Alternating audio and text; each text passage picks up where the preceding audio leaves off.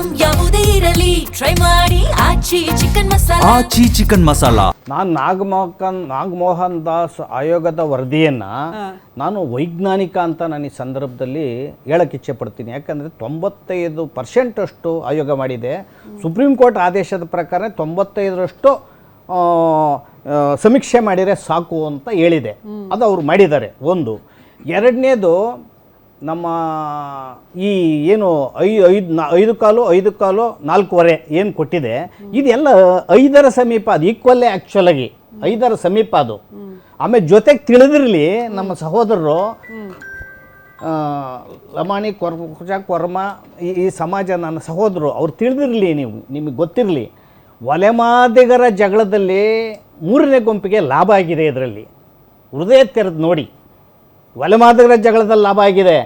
ಆ ಕಾರಣದಿಂದ ಮೇಡಮ್ ಅಷ್ಟೇ ಸ್ವಾಗತ ಮಾಡಿದ್ದಾರೆ.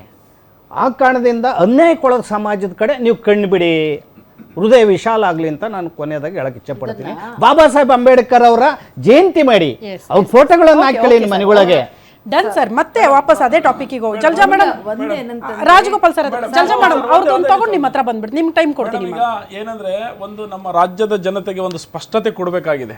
ಸ್ಪಷ್ಟತೆ ಏನಪ್ಪಾ ಅಂತ ಹೇಳಿದ್ರೆ, ಇವತ್ತು ಏನು ನಿನ್ನೆ ನಿರ್ಧಾರ ಆಗಿದೆ ಒಳ ಮೀಸಲಾತಿ, ಆ ಒಳ ಮೀಸಲಾತಿನಲ್ಲಿ 5.25 5.25 4.50 ಆಗಿದೆ. ಇಲ್ಲಿ ಇನ್ನೂ ಒಂದು ಗೊಂದಲ ಏನಿದೆ ಅಂದರೆ, ನಮ್ಮ ಜನಗಳಲ್ಲಿ ABC ಕ್ಯಾಟಗರಿ ಇದೆ ಅಂತ ತಿಳ್ಕೊಂಡಿದ್ದಾರೆ. ನೀವು ಕೂಡ ABC ಗ್ರೂಪ್ ಹಾಕ್ತಾ ಇದ್ದೀರಿ. ಇದು ABC ಗ್ರೂಪ್ ಇಲ್ಲ. ABC ಗ್ರೂಪ್ ಪ್ರಕಾರ ಏನಾಗುತ್ತಂದ್ರೆ, ಮೀಸಲಾತಿ ಫಸ್ಟ್ ಎ ಫಿಲಪ್ ಆದಮೇಲೆ ಬಿಗೆ, ಬಿ ಫಿಲಪ್ ಆದಮೇಲೆ ಸಿಗೆ. ನಿನ್ನೆ ಸರ್ಕಾರ ಸ್ಪಷ್ಟನೆ ಕೊಟ್ಟಿದೆ, ABC ಅಂತ ಇಲ್ವೇ ಇಲ್ಲ. ಅಷ್ಟು ಸಮುದಾಯಕ್ಕೆ ಎಡ ಬಲ ಮತ್ತೆ ಸ್ಪರ್ಶ ಸಮುದಾಯ ಏನು ಅಷ್ಟು ಜನಕ್ಕೆ ಒಟ್ಟಿಗೆ ಮೀಸಲಾತಿಯನ್ನು ಕೊಡಲಾಗುವುದು. ಇಲ್ಲ ಸರ್, ಸರ್ಕಾರ ಸ್ಪಷ್ಟಪಡಿಸಿದೆ.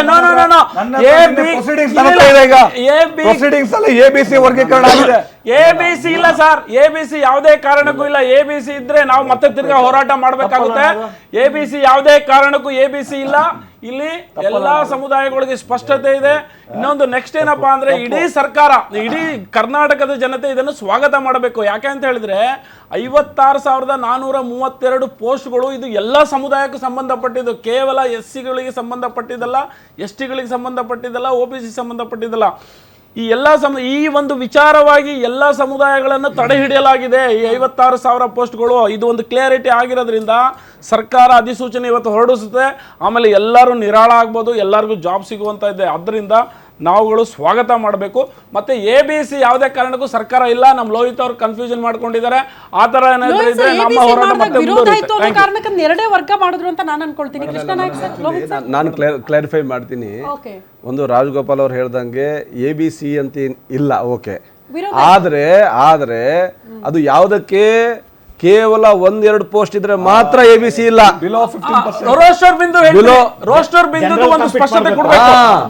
ಜನರಲ್ ಕಂಪ್ಲೀಟ್ ಮಾಡ್ಬೇಕು ಮೇಡಮ್. ಈಗ PDO ಹುದ್ದೆ, ಪೊಲೀಸ್ ಹುದ್ದೆ, A group, B group, FDA, SDA 1-2 ಕರೆಯಕ್ಕೆ ಸಾಧ್ಯನಾ? 99% ಎಲ್ಲ ಕರೆಯೋದಲ್ಲ, 100.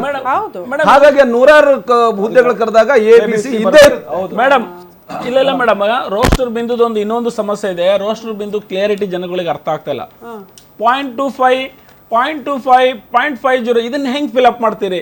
ಒಂದು ಪೋಸ್ಟ್ ಬಂದಾಗ ಈ 0.45 ಇದ್ದಾಗ ಅದನ್ನ ಹೆಂಗ್ ಫಿಲ್ ಅಪ್ ಮಾಡ್ತೀರಿ ನೀವು ಅನ್ನೋದು ಒಂದು ಪ್ರಶ್ನೆ. ಅದು ಸರ್ಕಾರ ನಿನ್ನೆ ಅದು ಕೂಡ ಸ್ಪಷ್ಟತೆ ಕೊಟ್ಟಿದೆ. ಅದನ್ನ ಜನರಲ್ SCನಲ್ಲಿ ಜನರಲ್ ಅಂತ ಮಾಡಿಬಿಟ್ಟು ಈ ಎಡ ಬಲ ಮತ್ತು ಸ್ಪರ್ಶ ಯಾವ ಸಮುದಾಯಗಳು ಬೇಕಾದ್ರೂ ಕಾಂಪಿಟೇಷನ್ ಮಾಡಬಹುದು ಅಂತ ಅದು ಏನ್ ಹೇಳಿದ್ದಾರೆ ಅಂದ್ರೆ, ಈಗ 1 ಪೋಸ್ಟ್ 2 ಪೋಸ್ಟ್ ಇದ್ರೆ ಜನರಲ್ಲಿ ಕಾಂಪೀಟ್ ಮಾಡಬೇಕು. 15 ಪೋಸ್ಟ್ ಇದ್ರೆ ABC ಇದೆ. ವಿಶೇಷವಾಗಿ ಈ ಅಲೆಮಾರಿ ಸಮುದಾಯಗಳಿಗೆ ಮಾಡಿರೋಂಥ ಘನಘೋರ ಅಪರಾಧ ಈ ಕಾಂಗ್ರೆಸ್ ಸಿದ್ದರಾಮಯ್ಯವರ ನೇತೃತ್ವದ ಸರ್ಕಾರ. ಇದು ಅಲೆಮಾರಿ ಸಮುದಾಯಗಳಿಗೆ ಮರಣ ಶಾಸನನೇ ಹೌದು. ಯಾಕೆ ಅಂತಂದ್ರೆ, ಇಡೀ ಇವತ್ತು AJ ಸದಾಶಿವ ಆಯೋಗದಲ್ಲಿ ಇವತ್ತು 6-5-3-1 ಅಲ್ಲೂ ಪ್ರತ್ಯೇಕವಾದಂಥ ಮೀಸಲಾತಿ ಕೊಟ್ಟಿತ್ತು. ಇವತ್ತು ತೆಲಂಗಾಣದಲ್ಲಿ ಕೊಟ್ಟಿದೆ, ಆಂಧ್ರದಲ್ಲಿ ಕೊಟ್ಟಿದೆ. ಆದ್ರೆ ಕರ್ನಾಟಕ ರಾಜ್ಯದಲ್ಲಿ ಇವರು ಒಳ ಮೀಸಲಾತಿ ನಮಗೆ ಅನ್ಯಾಯ ಮಾಡಿದ್ದಾರೆ. ಇವತ್ತು ಈ ಒಂದು ನಮ್ಮ ಶಾಪ ತಟ್ಟದ ಸರ್ಕಾರಕ್ಕೆ ಸೊ ಒಂದು ಇವತ್ತು ಏನು 15-17 ಇವತ್ತು ಬಸವರಾಜ ಬೊಮ್ಮಾಯಿರವರು ಮಾಡಿದ್ರು, ಇವತ್ತು 3-7 ಪರಿಷ್ಠ ಪಂಗಡಕ್ಕೆ ಕೊಟ್ಟಂತದ್ದು ಇವತ್ತು ನಮ್ಮ ಮೀಸಲಾತಿನ ಕಿತ್ಕೊಂಡಿದೆ. ನಮ್ಮ ಜನಸಂಖ್ಯೆ ಅನುಸಾರವಾಗಿ 24% ಕೊಡಬೇಕಾಗಿತ್ತು. ಸರ್ಕಾರ ಇವತ್ತು ಕರೆಕ್ಟ್ ಆಗಿ ಅಫಿಡವಿಟ್ ಸಲ್ಲಿಸದಲೆ ಹೈಕೋರ್ಟ್ ಅಲ್ಲಿ ವಾದ ಮಂಡನೆ ಮಾಡ್ದಲೆ 9 ಶೆಡ್ಯೂಲ್ ನ ನೆಬಾ ಹೊಡೆದು 50ಕ್ಕೆ ಸೀಲಿಂಗ್ ಲಿಮಿಟ್ ಅಂತ ಮಾಡಿ ತಪ್ಪು ಸಂದೇಶ ಕೊಡ್ತಾ ಇದೆ. ಇವತ್ತು ಜಾರ್ಖಂಡ್ ಅಲ್ಲಿ ಇವತ್ತು 60% ನಡೀತಾ ಇದೆ.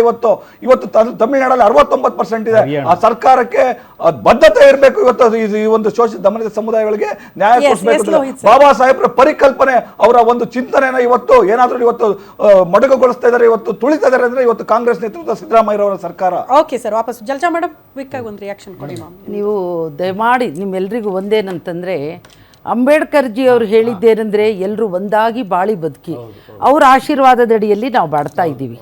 ಬಸವಣ್ಣನವರು ಹೇಳಿದರು, ಅನುಭವ ಮಂಟಪವನ್ನು ಮಾಡಿ ಲಿಂಗಭೇದಗಳಿಲ್ದಂಗೆ ಎಲ್ಲರೂ ಒಂದಾಗಿ ಬಾಳ್ರಪ್ಪ ಅಂದರು. ಅದರ ಜೊತೆಯಲ್ಲಿ ಈಗ ಸಿದ್ದರಾಮಯ್ಯಜಿಯವರು ಪ್ರಣಾಳಿಕೆಯಲ್ಲಿ ಕೊಟ್ಟಿರ್ತಕ್ಕಂಥ ಪ್ರತಿಯೊಂದನ್ನು ಈಡೇರಿಸ್ತಕ್ಕಂಥ ಸರ್ಕಾರ 5 ಗ್ಯಾರಂಟಿಗಳನ್ನು ಕೊಟ್ಟಾಗಲೂ ಇದೇ ಮಾತು ಹೇಳಿದ್ರಿ ತಾವು, ಇದನ್ನು ತೆಗೆದು ಅಲ್ಲಿಗೆ ಅದನ್ನು ತೆಗೆದು ಇಲ್ಲಿಗೆ ಅಂತ ಕೂಡ ಹೇಳಿದ್ರಿ.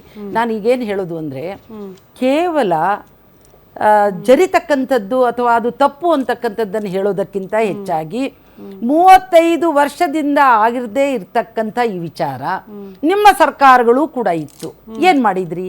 ಯಾಕೆ ಮಾಡಬಾರ್ದಾಗಿತ್ತು? ಅದು ಸರಿ ತಪ್ಪಿನ ತಂತೆ ಅಲ್ಲ, ಮಾಡಲಿಲ್ಲ. ಯಾಕೆ ಮಾಡಬೇಕಾದ್ರೆ ಮಾಡಿದ್ದನ್ನು ಇವತ್ತು ನನ್ನ ಸಹೋದರರು ಹೇಳ್ತಾ ಇದ್ರು, ಎಷ್ಟು ಜನ ಮಕ್ಕಳಿಗೆ ನೌಕರಿ, ಇವತ್ತು ಎಷ್ಟು ಜನ ನೌಕರಿಯಿಂದ ದೂರ ಇದ್ದಾರೆ.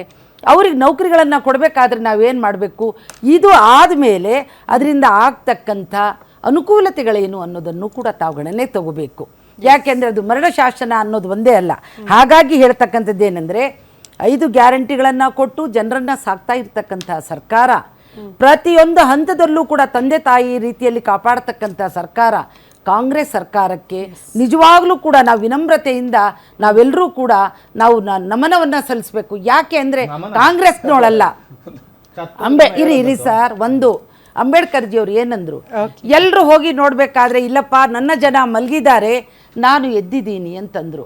ಅವರ ಜನ ಎದ್ದಿದ್ದಾರೆ, ಅವರು ಮಲಗಿದ್ದಾರೆ, ನನ್ನ ಜನ ಮಲಗಿದ್ದಾರೆ ನಾನು. ಅದಕ್ಕೆ ಯಾಕೆ ಹೇಳಿದೆ ಅಂದರೆ, ಬಸವಣ್ಣನವರ ತತ್ವ ಸಿದ್ಧಾಂತದ ಅಡಿಯಲ್ಲಿ ಇವನಾರವ ಎಂದೆನಿಸಿದರಯ್ಯ, ಇವ ನಮ್ಮವ ಇವ ನಮ್ಮ ಮನೆಯ ಮಗನೆಂದೆನಿಸಯ್ಯ ಅಂಥೇಳಿ ನನ್ನ ಕಾಂಗ್ರೆಸ್ ಸರ್ಕಾರ, ಕರ್ನಾಟಕ ಘನ ಸರ್ಕಾರ, ಸಿದ್ದರಾಮಯ್ಯಜಿಯವರ ಸರ್ಕಾರ ಎಲ್ಲರನ್ನು ಸಮವಾಗಿ ಸಮತೋಲನವಾಗಿ ತಗೊಂಡು ಹೋಗ್ತಕ್ಕಂಥ ಕೆಲಸವನ್ನ ಮಾಡಿರ್ತಕ್ಕಂಥದ್ದನ್ನ ನಾವು ಪ್ರಶಂಸೆ ಮಾಡಬೇಕು ಅನ್ನೋ ಮಾತನ್ನ ಈ ಸಂದರ್ಭದಲ್ಲಿ. ಎಸ್ ಸರ್, ಎಲ್ಲರೂ ಇಷ್ಟೊತ್ತು ನಮ್ಮ ಜೊತೆಗೆ ಜಾಯಿನ್ ಆಗಿದ್ದಕ್ಕಾಗಿ thank you so much. Krishna Nayak sir, Murthy sir, Rajagopal sir, Lohit sir, ಎಲ್ಲರಿಗೂ ಕೂಡ ಧನ್ಯವಾದಗಳು ಅಂತ ಹೇಳ್ತಾ, ಒಂದಂತೂ ಈ ಡಿಬೇಟಲ್ಲಿ ಅರ್ಥ ಆಯಿತು, ಎಲ್ಲ ಸಮುದಾಯದ ಮುಖಂಡರು ಮತ್ತು ಆ ಸಮುದಾಯಕ್ಕೆ ಸೇರಿರುವಂತಹ ಶಾಸಕರೇ ಡಿಬೇಟಲ್ಲಿ ಭಾಗಿಯಾಗಿದ್ರಿಂದ ಸಹಜವಾಗಿ ಒಂದಷ್ಟು ಪರ ವಿರೋಧ ಚರ್ಚೆಗಳು ಇಲ್ಲಿ ಆಗಿದ್ದನ್ನು ನಾವು ಗಮನಿಸಿದ್ವಿ. ಹಂಗಂತ ಎಲ್ಲಾ ಸಮುದಾಯದವರು ಕೂಡ ಇದನ್ನ ಸ್ವಾಗತ ಮಾಡ್ಕೊಂಡಿದ್ದಾರೆ. ಸಿಎಂ ಸಿದ್ದರಾಮಯ್ಯನವರು ಹೇಳ್ದಂಗೆ ನುಡಿದಂತೆ ನಡೆದಿದ್ದೀವಿ, ನಾವು ಸಾಮಾಜಿಕ ನ್ಯಾಯ ಕೊಟ್ಟಿದ್ದೀವಿ, ದಲಿತ ಸಮುದಾಯದವರನ್ನ ಒಪ್ಕೊಂಡ್ಬಿಟ್ಟಿದ್ದಾರೆ ಅನ್ನುವಂಥ ಮಾತಿದೆಯಲ್ಲ, ಮೋಸ್ಟ್ಲಿ ಈ ಡಿಬೇಟ್ ಎಲ್ಲ ಅರ್ಥ ಆಗ್ತಾ ಇದೆ, ಒಪ್ಕೊಂಡಿಲ್ಲ.